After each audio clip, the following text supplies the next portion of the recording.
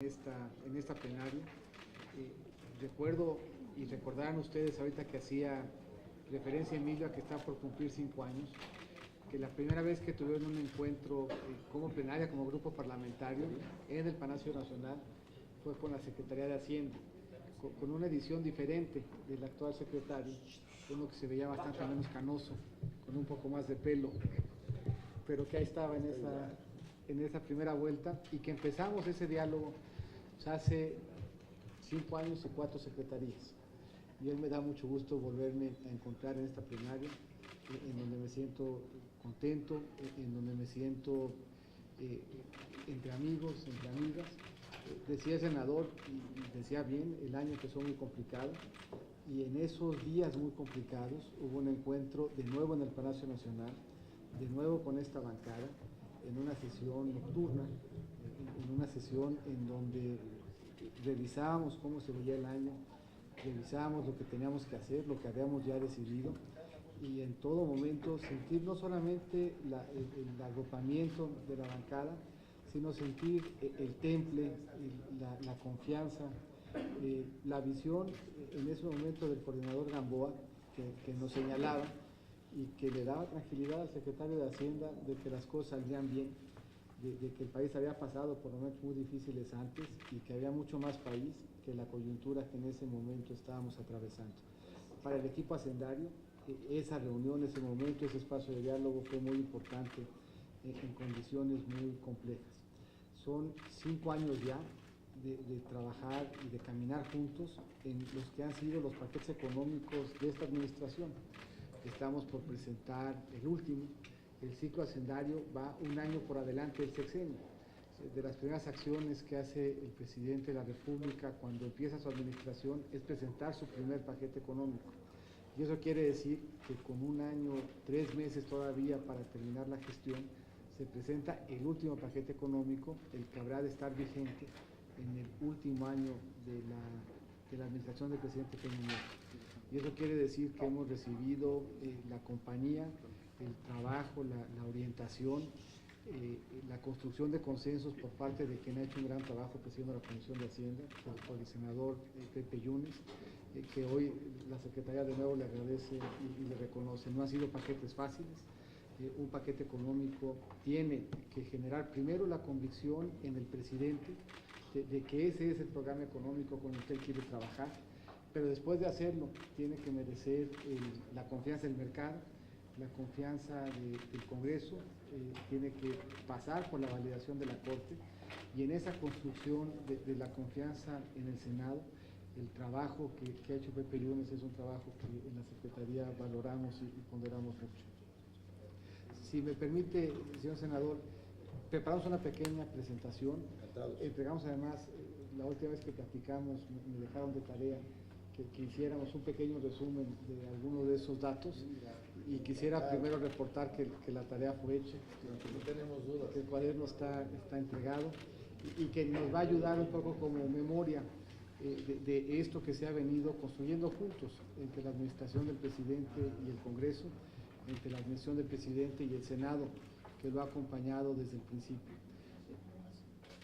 Llama la atención, y escogí un ejemplo, no solamente porque hay 3 legisladoras de Nuevo León que explican una buena parte de la bancada, pero me tuve que ir hasta 75, 76 para que no fuéramos a entrar en polémica. Ahora que los Monarcas le ganaron a los Pumas y que andamos de capa caída y demás, para no entrar ahí en esos debates, me fui lejos. Pero un poco el punto que quería yo hacer con este ejemplo es poner en perspectiva que el entorno para la economía mexicana ha sido difícil, que no la ha tenido fácil la administración del presidente Peña Nieto, que hemos pasado momentos muy complicados, y que en esos momentos complicados las reformas han acreditado su valía. Nosotros hubiéramos pensado, nos hubiera gustado como administración que las reformas acompañaran al país en un buen ciclo del país. Y las reformas han acompañado al país en un ciclo bien complicado, pero en ese ciclo bien complicado han enseñado su valía y han puesto de relieve cómo cambiar la estructura de la economía hacía sentido, cómo modernizarla, abrirla, flexibilizarla, nos está empezando a dar buenos frutos. Y un ejemplo de cómo importa el contexto y por qué vale la pena tomarlo en cuenta, se dio en esa temporada de 75-76. Fue una temporada en donde los Tigres ascendían, llegaban por primera vez a la primera división. No se esperaba mucho, según me platican entonces, del equipo. Y sin embargo fue un equipo que le ganó a los Pumas en semifinales, que eso ya tiene mucho mérito, porque ganar a los Pumas siempre es complicado. Le ganó al América, que para esa época tenía 7 títulos. Eso no era tan difícil, no tenía tanto mérito. Y hay por América también, secretario. Pero bueno, relativo al contexto, Tigres la tenía difícil.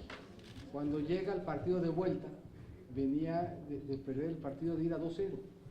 Y en ese contexto de 2-0, las reformas que habían hecho los Tigres en su equipo, en su alineación, la práctica que habían tomado, pues le generó capacidad de remontar un resultado adverso y que le fuera bien. Y la verdad es que yo no me acuerdo de la temporada 75-76, entonces les pedí que nos hicieran un pequeño video de cómo fue ese gol. Minuto 84, 2-2.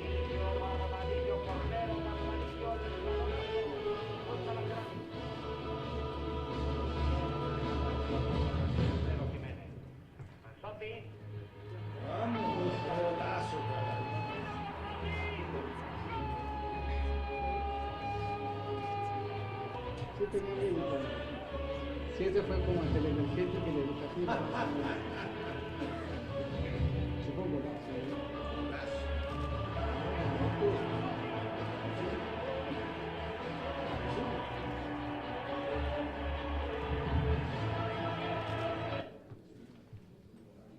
Ese, yo creo ya regresando a la Chifón golazo, ¿verdad? Y ustedes metieron el golazo, compañero. Ese es el equivalente, ese es un gol que se ubica más o menos entre la educativa y la energética.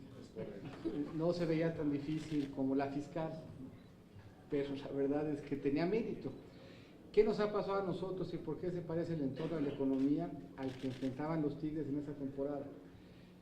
Revisamos un poco cuál había sido el valor de algunas variables del año 2000 para acá, para poner en perspectiva cómo nos tocó el año 2016 y cómo nos pinta el 17. Si revisamos del 2000 al 2016, nuestro mejor año de producción petrolera fue en diciembre de 2003. 3.4 millones de barriles de petróleo produjimos en diciembre del 2003. Para el 2012 eran 2,5 millones. Para el 2016, 2.1. Pensamos entregar la administración habiéndole dado la vuelta a esa tendencia. Del 2003 para acá, la plataforma petrolera ha caído todos los años. Decía el director de Pemex que Dios había sido generoso, pero no infinito. Y esa finitud en nuestra capacidad geológica pues ya ha venido haciendo presente en lo que hemos visto le sucede a la plataforma. La única forma de darle la vuelta a lo que estábamos viendo en la plataforma era conseguir maneras de fortalecer al sector y a Pemex con capital y con tecnología. Y ese capital y esa tecnología hoy para Pemex tienen el valor fundamental de que le han permitido modernizarse, de que le han permitido buscar aliados, de que le han permitido acceder a otros mercados y traerse los mejores elementos tecnológicos para complementarlos con los suyos propios y salir adelante. Pemex es la empresa más grande de Latinoamérica, es la empresa más grande de México. Sumado lo que Pemex invierte en un año, es equivalente a lo que las siguientes 7 compañías invierten sumadas. De ahí la importancia de haberle dado a Pemex los instrumentos que hoy le permiten, en este entorno complicado, salir adelante. Precio del petróleo julio de 2008, $133. Promedio en el 2012, $102. En el 2016 el promedio fue de 36 y tuvimos un mes, el mes de febrero, en donde el precio fue de 18. Este año se ha estabilizado en 42, pero de nuevo, solamente por cuanto a plataforma y precio, íbamos mucho más que 2-0 atrás en el partido de ida. La producción manufacturera en Estados Unidos, tan temprano como 2010, crecía 6.4. En el 2002 creció el 0.2, 32 veces menos. El comercio internacional en el 2010 se recuperaba de manera importante y crecía al 12,5. En el 2016 creció el 2.3. Y la expectativa de crecimiento global ha venido sorprendiendo a la baja. 2007 5.6 y el 2016 se esperaba 3.6 y se actualizó solamente 3.2.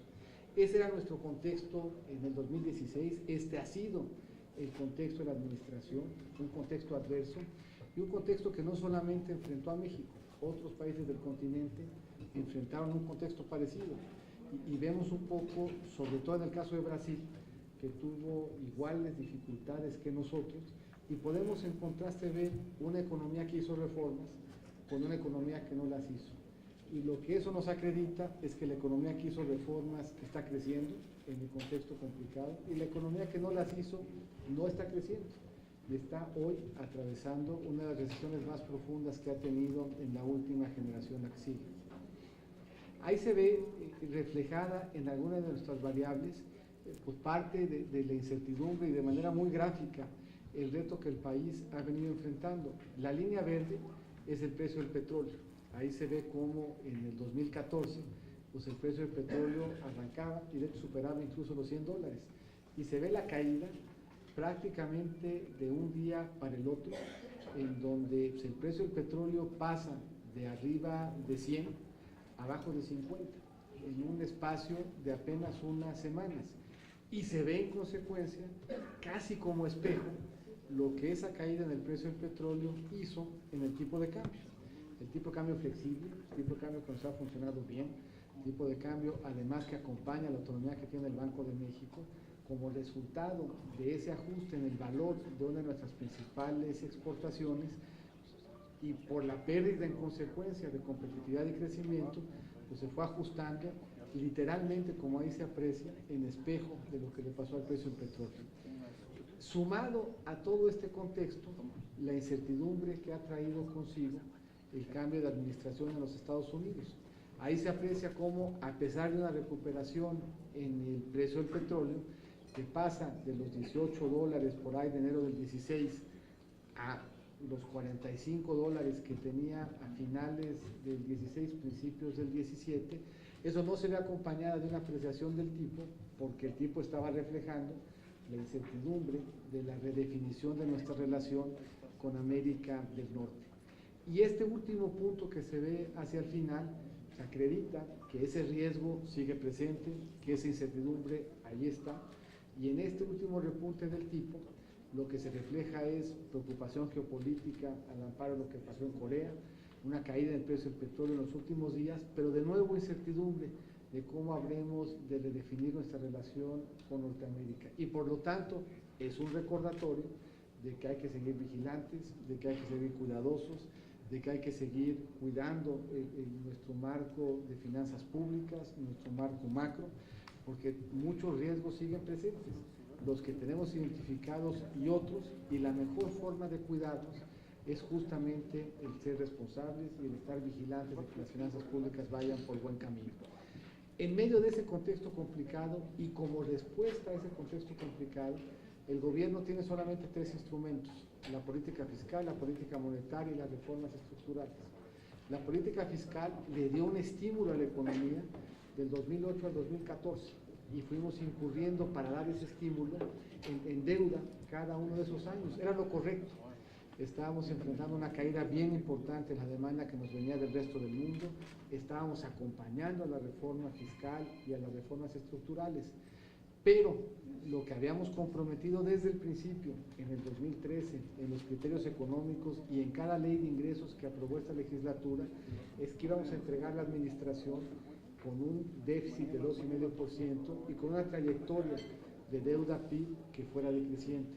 Eso quiere decir que hemos tenido el reto en los últimos 2 años de irle quitando ese estímulo a la economía y de ir reduciendo nuestro déficit para que el déficit permitiera que la deuda como porcentaje del PIB empezara a caer. Pero eso de nuevo le quita un estímulo a la economía en los últimos 2 años. Y la política monetaria, como resultado de ese ajuste que vemos en el tipo de cambio, para mantener bien ancladas nuestras expectativas de inflación, se ha traducido, el ejercicio de esa política monetaria ha implicado que se incrementen las tasas de interés de corto plazo, ambas. La política fiscal y la política monetaria anclan nuestra posibilidad de crecimiento en el mediano y el largo plazo, pero en el corto plazo nos plantean un reto adicional.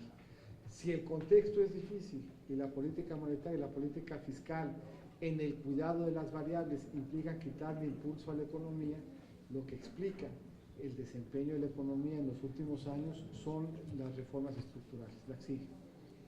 Ahí podemos ir viendo qué es lo que sucede con cada una de esas variables. ¿Qué le toca cuidar a la política fiscal? ¿En qué espejo se ve la política fiscal? Se ve en el balance primario, en la diferencia entre nuestro ingreso y su gasto, y se ve en el porcentaje de deuda contra PIB.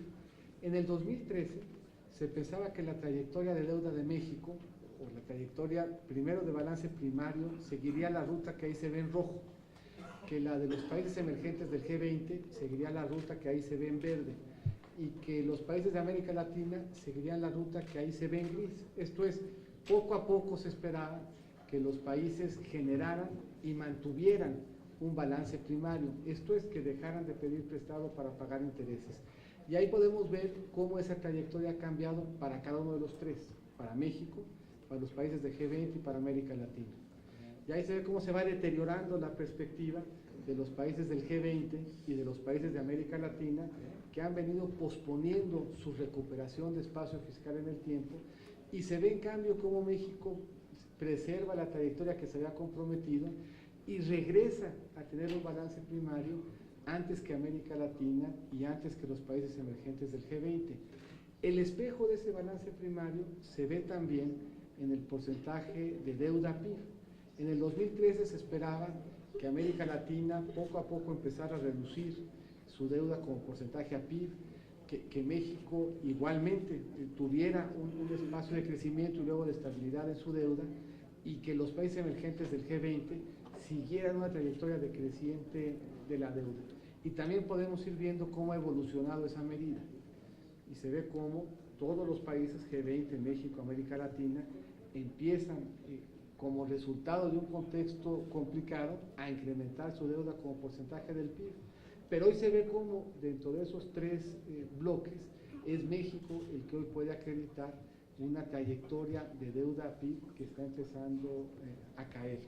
Y eso quiere decir que cuando nos comparamos con el G20, por cuanto a los países emergentes se refiere, y cuando nos comparamos con América Latina, México acredita más responsabilidad fiscal y por lo tanto está empezando a recuperar su espacio fiscal antes. Hacia el cierre de la administración vamos a haber cumplido lo que dijimos haríamos al principio.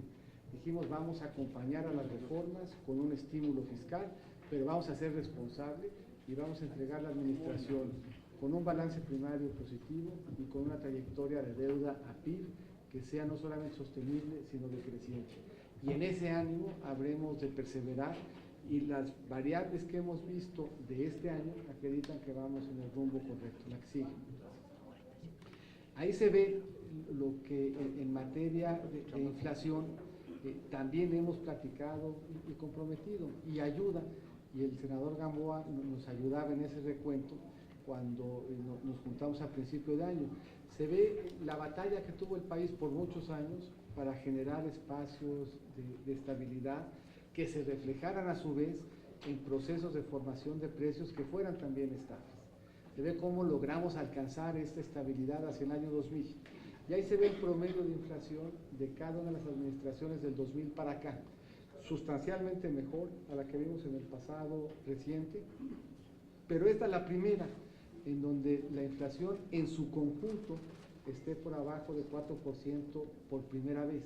Esta va a ser la primera vez en la historia reciente que la inflación se ubique en el promedio de una administración dentro de los rangos que el Banco de México plantea. Y este ya refleja la expectativa de inflación para el 17 y la expectativa de inflación para el 18. De darse la expectativa de inflación en los términos que la trae el mercado, terminaremos con una inflación promedio de 3.91% y por primera vez dentro del rango que el Banco de México tiene como objetivo, la que sigue.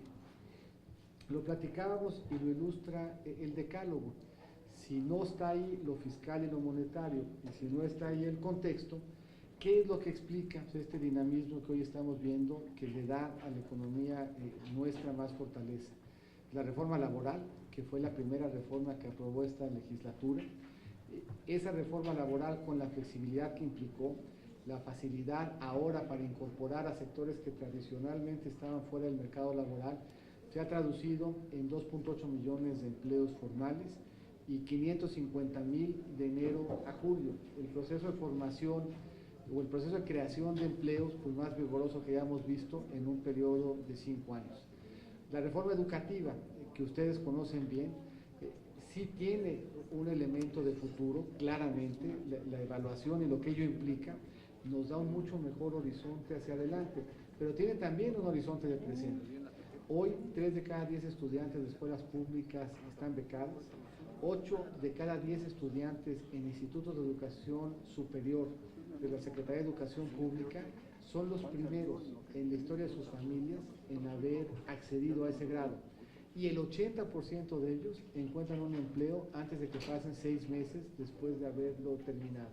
Por lo que la dimensión de la reforma educativa, que de futuro es clara, también tiene un presente muy importante y que nos da espacios de esperanza y de competitividad.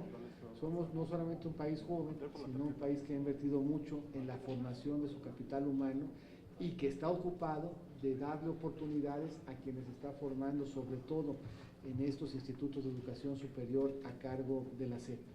Hemos platicado mucho de la reforma energética, pero lo que la reforma energética permite hoy anclar en términos de expectativas es bien relevante. Se han generado compromisos de inversión de 80 billones de dólares. Solamente para ubicarlo en perspectiva, la desincorporación más importante de un activo público en la historia del país fue la venta que se hiciera de Serfín en 1999. Esa fue una venta de más o menos 1.6 billones de dólares. La inversión comprometida por la reforma energética es prácticamente 25 veces lo que habíamos visto, en la que en su oportunidad fue la desincorporación más importante.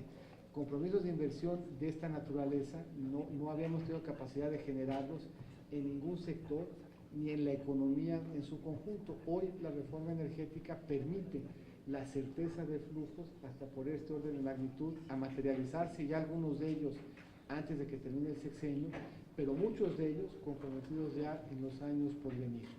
La reforma de telecomunicaciones, es importante matizar, la energética son 80,000 en lo que vamos, pero lo que se espera se dé de aquí a que terminemos es que lleguemos a 100,000. Y ahí de nuevo reconocer la extraordinaria labor del secretario de Energía y de su equipo, porque estos son 100,000 vinculados tanto a la reforma en su vertiente de hidrocarburos como a la reforma en su vertiente eléctrica. México es de los pocos países del mundo que aprovechó su dividendo digital para hacer una red compartida. Cuando migra un país de aprovechar la parte analógica del espectro, aprovechar la parte digital, hay una parte del espectro que sobra. En prácticamente todos los países del mundo, ese dividendo digital se vuelve a colocar en el mercado por la vía de venderlo. Nosotros escogimos, en cambio, por mandato constitucional aprobado por esta legislatura, que ese dividendo digital se aprovechara para construir en beneficio de todo el país una red mayorista que diera acceso a cualquiera que de ella la demandara y que asegurara cobertura de más del 93% de la población. Terminaremos la administración muy de camino a superar el 30%, y en la siguiente administración se alcanzará un porcentaje de cobertura que nos permite competir con éxito en términos no solamente de precios, sino de acceso con los países de la OECD. La reforma financiera ha sido un buen acompañamiento de todas las anteriores. El mercado laboral que ha venido creciendo, la masa salarial que se ha venido incrementando, acompañada de una reforma financiera que implicó una mucha mayor competencia en el sector financiero, se ha traducido en un mercado interno que nos ayudó en un contexto en donde el mercado externo no nos estaba generando el impulso que de él exigíamos. Y de nuevo, si uno quisiera volver a poner en perspectiva lo difícil que es remontar un marcador de 2-0, pues nada tan complicado como la reforma fiscal. Pero hoy el país no se entiende en su fortaleza sin la reforma fiscal. Perdimos, como resultado de la combinación entre plataforma y precio, 5 puntos del PIB de ingresos petroleros. En la historia del país no habíamos visto una caída de nuestros ingresos de esa magnitud. En el 2012,